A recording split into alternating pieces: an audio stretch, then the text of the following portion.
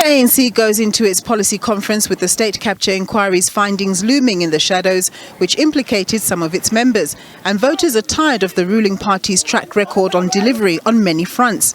There's a restlessness in the country which manifested itself in the July riots last year. Ratings agencies will be keeping a close eye on how the party will be looking to rectify some of the country's socio-economic ills. Against the background of, the July unrest, we are likely to see a bit more radical policy positions. And I think the ratings agencies may have factored that into the equation because they are worried about the fiscal policy position of the country. They are worried about possible debt. And as a result, they think that more of radical policy path will be pursued. While its leaders talk unity in public spaces, it's common cause that the ANC is a divided party riven with ideological differences and factions. Policy formulation over the next few days is likely to be a difficult prospect against this backdrop. There's keen interest to see what the positions will be around the state's role in the economy. The developmental role in theory is fine, but in practice, it has been corrupted by the negative influences within the ANC.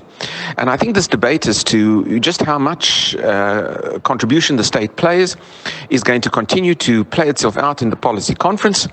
The issues surrounding the state-owned enterprises in particular, and whether there should be a hiving off of some of them to the private sector in public-private partnerships, or perhaps even the state ridding themselves of some of the non-performing SOEs. There's an ideological debate behind that. Certainly those who are central planners and who believe in the power of the state will want to retain state control. Those who see vested interests as being important and jobs for pals as being important will want to see the state continue to have control over the SOEs.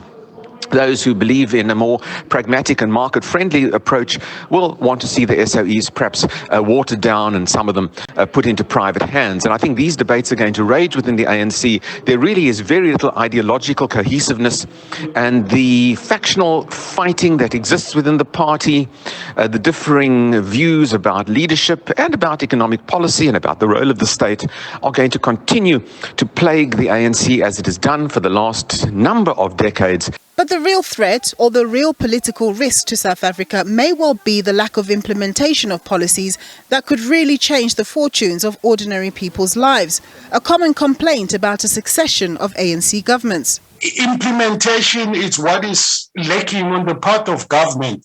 There's been conferences and summits, a lot of talks, but little implementation. And I think this policy conference would not have done justice if they don't talk about implementation, particularly the capacity of the state to implement some of the wonderful decisions that may have been taken in the past.